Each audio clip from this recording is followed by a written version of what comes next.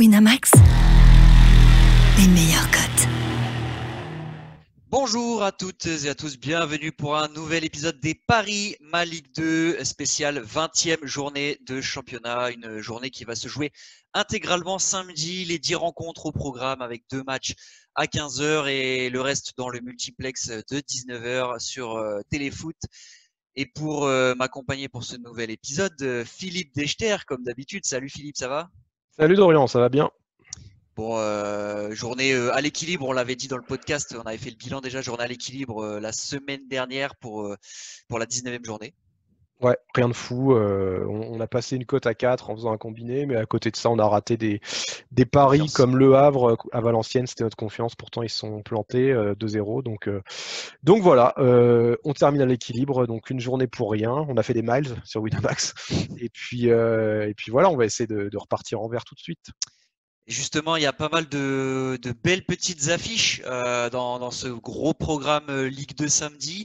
Tu veux commencer par quoi de ce qu'on a dit? Peut-être on était vraiment très d'accord, ça nous bottait bien. C'est le match Guingamp-Nancy. D'ailleurs, je vais vous partager mon écran pour voir les codes sur notre partenaire Winamax Sport. Évidemment, c'est toutes les codes qu'on vous partage sont à retrouver chez notre partenaire Winamax. Donc Guingamp-Nancy, les deux équipes marquent à 1,84. D'ailleurs, je le prends tout de suite parce que je pense que ça va baisser.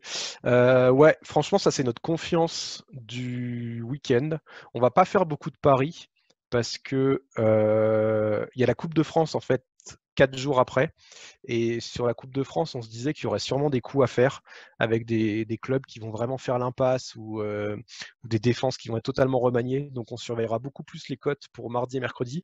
Mais là, sur Guingamp-Nancy, on est tous les deux partants. Et comme c'est une cote à 1,84, on va le prendre en sec. On va mettre 0,7 unités sur ce match-là. Pourquoi? Parce que c'est deux équipes qui marquent et qui prennent beaucoup de buts.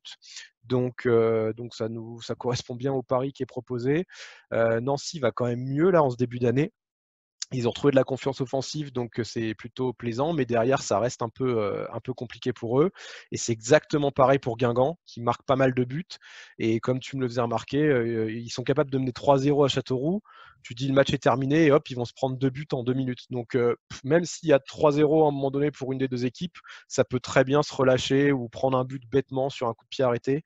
Donc on y va, même si Biron sera peut-être encore absent pour Nancy. Nous, on espère qu'il sera de retour, mais c'est pas sûr. Il y a quand même du monde, il y a une belle armada offensive à Guingamp. Nancy, il y a pas mal de joueurs finalement qui arrivent à marquer des buts, donc on est parti là-dessus en sec. Pour étayer tes propos, ouais, les derniers résultats. Donc Guingamp-Châteauroux 3-2 pour Guingamp, Nancy-Rodez 2-2 et puis la journée précédente, je me souviens de Nancy qui avait gagné 3-2, 3-2 à il me Valenciennes. semble, à Valenciennes. Et Et Guingamp puis avait Guingamp fait 2-2 à domicile contre Amiens. Amiens. Donc Ouais. voilà, en tout cas, les premiers matchs de l'année 2021 vont clairement dans le sens d'un match à but entre Guingamp et Nancy, deux défenses, comme tu l'as très bien dit, qui sont un peu à la peine et on imagine que ça peut rester un peu dans cette mouvance-là. Donc Paris très intéressant. Et ensuite, on a vu aussi des matchs, des victoires à tenter en sec, avec notamment Ajaccio-Caen. Ouais. À 2,40 la cote de l'AC Ajaccio à domicile. Un AC Ajaccio qu'on a plaisir à retrouver un peu comme la saison dernière. On sent que la confiance est revenue au sein des rangs corses. Autant le début de saison était très compliqué, mais c'était sans doute lié aussi à la grosse déception des playoffs annulés l'année dernière. On sait que c'est toujours difficile de se remettre dans le bain de la Ligue 2. Là, ça y est, ils ont digéré, ils ont un peu touché le fond, ils ont flirté avec la zone de relégation. Je pense qu'ils ont un peu joué avec le feu, ils se sont un peu brûlés, ça les a poussés à remonter. Et c'est surtout dans le jeu, moi, que je trouve qu'on retrouve la Stade Ajaccio. Pour ceux qui ont vu le match au Paris FC là le week-end dernier, où ils font un partout, mais ils méritent vraiment de gagner parce qu'ils ont vraiment les grosses occasions pour faire le break et finalement ils se font punir à la 90e. Mais voilà, dans le jeu, on retrouve un Kazim Lassi hyper influent. Devant Bevit Moussitioko, il est en pleine confiance. Il y a des Barreto, il y a du Nouri, il y a du Coutader. Enfin voilà, il y a vraiment des très bons joueurs à Ajaccio et on sent qu'ils sont sur une pente ascendante. Ouais, ils ont explosé Pau 4-1 aussi à domicile pour reprendre l'année. Ouais, je suis totalement d'accord avec toi. Mais comme tu me le faisais remarquer, Caen, c'est une équipe qui est toujours chiante. Donc c'est vrai qu'il y avait un pari qui m'intéressait un peu, c'était Ajaccio gagne une mi-temps à 1,66, mais finalement ça reste risqué parce que ça peut très bien faire 0-0, 1 partout. Donc voilà. Donc quitte à y aller, autant partir sur la cote d'Ajaccio en sec. On va quand même attendre demain d'avoir les compos, les effectifs qui sont retenus, parce qu'avec le Covid, par exemple en Ligue 1, tu vois qu'un club comme Lorient, là, alors je pense que le match contre Dijon, j'espère pour eux, va être annulé, mais tu peux avoir d'un coup 4 ou 5 Covid d'un coup. Après les fêtes, là on est en plein dedans. Donc à surveiller quand même s'il n'y a pas des absents. Moi, Caen a fait 2-2 contre Toulouse, mais m'a pas du tout convaincu dans le jeu. C'était très poussif. Ils ont marqué sur deux ballons cafouillés par la défense de Toulouse, mais sinon ils n'ont absolument rien produit offensivement. Et je pense qu'Ajaccio peut les embêter.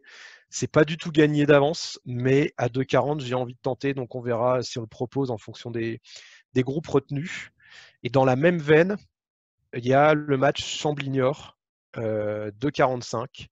Niort, il y avait pas mal d'absents sur le dernier match. Il manquait encore Papi Mnouba. Donc, à voir s'il sera présent ou pas. Il avait eu le Covid, donc à voir s'il pourra être là et s'il est en pleine possession de ses moyens. Mais Chambly, ils sont vraiment bien repartis. La victoire à Pau, c'est quand même un gros coup dans la lutte pour le maintien. Et je ne serais pas étonné qu'à domicile, contre une équipe de New York qui a souvent du mal en deuxième partie de saison, on sent que physiquement, c'est en train déjà de tirer la langue.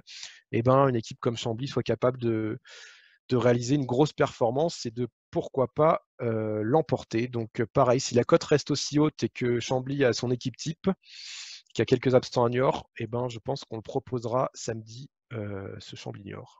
C'est vrai que Chambly qui aurait dû partager les points contre le Havre lors de la reprise, ils perdent 1-0 sur un penalty, on va dire un peu litigieux, et puis qui signe une très belle victoire à Pau, qui, au-delà de l'aspect comptable très important pour Chambly, je pense que c'est surtout aussi dans les têtes que ça va jouer pour Chambly, parce que ils auront d'autant moins de pression contre Niort, parce qu'ils ont un peu plus d'air sur cette zone de relégation. À domicile, c'est jamais évident d'aller jouer à Beauvais, voilà, d'autant plus quand le stade est vide. On sait que voilà, Beauvais, ça reste un stade de Ligue 2 et c'est pas un top stade de Ligue 2, donc toujours plus compliqué d'aller appréhender un déplacement là-bas pour une jeune équipe de Niort. Et puis pas de surprise, hein, avec les Chamois, on a l'habitude maintenant un très très gros début de saison, comme tu l'as dit, et puis souvent ça deuxième partie de saison toujours un peu plus poussive. Pour le moment, en tout cas, ça respecte ce schéma-là. On verra si les Chamois nous font mentir et ont la capacité de réagir à Chambly, mais ça va être très très compliqué. Je te rejoins. Je vois les Niortais pas mal souffrir en tout cas à Chambly, surtout si le FCCO peut compter sur ses forces vives. On a vu un Mehdi Guezoui en forme olympique là à Pau qui met un but de 50 mètres. C'est pas sa qualité première, la vitesse pourtant, mais il semble vraiment hyper en forme. Joris Correa, très très bon. Il y avait Guillaume Henry là, qui était pas mal. Je crois que c'était un peu blessé. À voir s'il joue, mais voilà, on a retrouvé l'équipe de Chambly qui nous a séduit la saison dernière, en tout cas, un peu comme Ajaccio, Chambly qui est monté en puissance et qu'on voit bien l'emporter contre Niort. Tout cela, évidemment, tous nos paris, là on vous donne des pistes, mais pour le moment, peut-être hormis le Guingamp-Nancy qu'on a déjà validé, on va, comme l'a dit Philippe, on va attendre quand même la parution des groupes avec les cas de Covid, les derniers tests anti-Covid, pas anti-Covid, mais pour le Covid, et donc qui peuvent révéler des absences de dernière minute inattendues dans les groupes. Donc c'est des pistes, évidemment, vous suivez le compte Twitter Les Paris ML2, animé par Philippe, évidemment, qui vous dira s'il a validé ou pas ces paris-là en fonction des groupes et de la plateforme des équipes. Moi, j'essaierai de proposer des buteurs, comme d'habitude, samedi, avec les 10 matchs, il y a moyen de bien vibrer sur les buteurs. J'ai fait 2 sur 3 lors de la 18e journée. Là, on a fait 1 sur 2 lors de la 20e journée, de la 19e journée, pardon. Donc, on tourne autour du perfect. On va essayer de se montrer inspiré pour la prochaine journée. Je pense qu'il y aura matière à faire, notamment Guingamp-Nancy. À mon avis, il y aura sans doute du buteur à aller chercher sur ce match-là, justement. Mais ça, pareil, on verra ça avec les groupes et puis avec les compos 1 heure avant le coup d'envoi.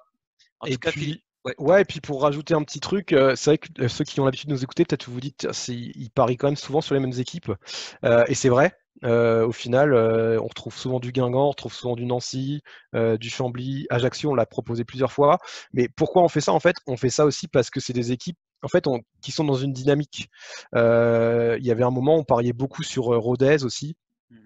sur Valenciennes, sur 3 au début de saison, parce qu'on avait décelé une dynamique. Et c'est vrai qu'on ne propose pas des paris sur tous les matchs. Il y a des matchs où on se dit il peut y avoir des buts. On parlait avant l'émission avec Dorian de Toulouse-Grenoble.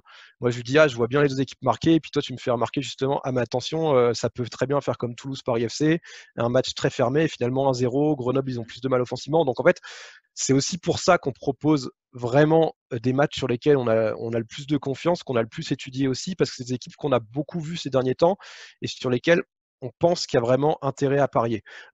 Auxerre-Châteauroux, là je vois 1,58 pour Auxerre, jamais j'irai dessus. Ouais, voilà. Ligue 2, en Ligue 2, c'est trop bas.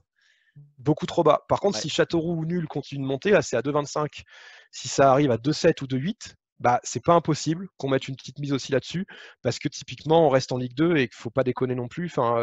Auxerre, c'est tout bête, mais ils menaient 2-0 à Grenoble. Ils se font rejoindre de partout dans les arrêts de jeu. Est-ce que ça va avoir une incidence ? On va le savoir aussi. Et Châteauroux qui joue sa peau, quoi, tout simplement. Exactement. Et à un moment donné, qui a aussi besoin de points, peu importe l'adversaire. Donc voilà, on sait qu'en Ligue 2, c'est très cliché, c'est très bateau, mais tout le monde peut battre tout le monde. Et Châteauroux qui est 20e, c'est pas impossible qu'il puisse s'imposer ou au moins accrocher Auxerre à la Baie des Champs. C'est pour ça que je suis d'accord avec toi. 1,58 la victoire d'Auxerre, c'est trop risqué en fait. Ça n'a pas d'intérêt de le prendre parce qu'on n'est jamais à l'abri d'une équipe de la GIA un peu en méforme, mais au contraire d'une équipe de Châteauroux en pleine réussite. Parce que Châteauroux à 3, attention, ils ont été loin d'être ridicules. Ils ont tenu 0-0 jusqu'à la 80e, je crois. Ils perdent 2-0 dans les 10 dernières minutes. Donc, en fin de match. Donc voilà. C'est comme Clermont-Dunkerque, je vois 92% des peurs qui sont sur le 1,56 de Clermont. Ouais, j'irai pas dessus non plus. Dunkerque peut être emmerdant. Il y a les conditions météo en ce moment, il faut faire gaffe aussi. Il fait froid, les terrains qui est pas terrible du tout. Voilà, et donc du coup, typiquement pour une équipe comme Clermont, c'est beaucoup plus pénalisant qu'une équipe comme Dunkerque. Donc c'est aussi pour ça, voilà. De toute façon, n'hésitez pas si vous avez des questions à poser. On répond souvent sur le compte Twitter ou en commentaire de la vidéo sur YouTube. N'hésitez surtout pas. Et puis partagez, likez, ça permet aussi de faire connaître la page. C'est toujours bien pour nous aussi si vous êtes content de notre travail. Ouais, en tout cas, je suis étonné quand même que tu ne nous proposes pas Rodez but en première mi-temps, remporté mi-temps. T'as vu ? Parce que contre Pau, pour le coup, contre Pau, il y a peut-être moyen que ça passe, mais bon. Et je pense que la cote, elle doit être sympa. En plus, elle doit au moins être à 2. Mais j'ai même pas regardé parce qu'en fait, pour moi, Rodez-Pau, pareil, c'est le match trop piège. Ouais, c'est sûr. Pau, ils prennent 2 branlés, 4-1 et 3-1. Mais je pense que, à mon avis, si le discours de Didier Tolo est axé sur quelque chose cette semaine, c'est sur l'effort défensif et notamment de la part des milieux de terrain, des attaquants aussi, pas seulement de la défense. Ouais, le but de Rodez en première mi-temps, il est à 2. La cote, elle est à 2. Mais franchement, j'ai pas envie de le tenter. Donc, c'est tout en bas si tu descends. Et je le sens pas. En fait, je sens pas ce match. Je sens plutôt un 0-0 ou un partout. Enfin, vraiment un match très serré. Ouais, tu vois, Pau marque, c'est 2,55 en première mi-temps et Rodez, c'est 2. Ouais. Et Rodez, ils ont des trous d'air, en fait. C'est ça qui m'ennuie. Donc, je l'ai pas pris. Moi, il me plaît bien. Il te plaît bien. Peut-être, on verra. En tout cas, c'est une piste supplémentaire si celle-là vous séduit. Je crois qu'on a été très complet. On a un peu plus de 10 minutes pour faire le tour de cette carte de la 19e journée de Ligue 2. Merci beaucoup à toi, Philippe, de m'avoir accompagné pour tes conseils. Et puis, on se retrouve dès mardi pour un prochain épisode du podcast Ma Ligue 2. Ah, quoique non, mardi, Coupe de France. Lundi, en fait, si on fait un podcast lundi et que les codes sont sortis, on vous proposera des trucs sur la Coupe de France parce qu'il y a vraiment, à mon avis, de quoi faire. On va surveiller attentivement la Coupe de France lundi. Allez, merci beaucoup de nous avoir écoutés et à bientôt. Salut. Winamax, les meilleurs codes.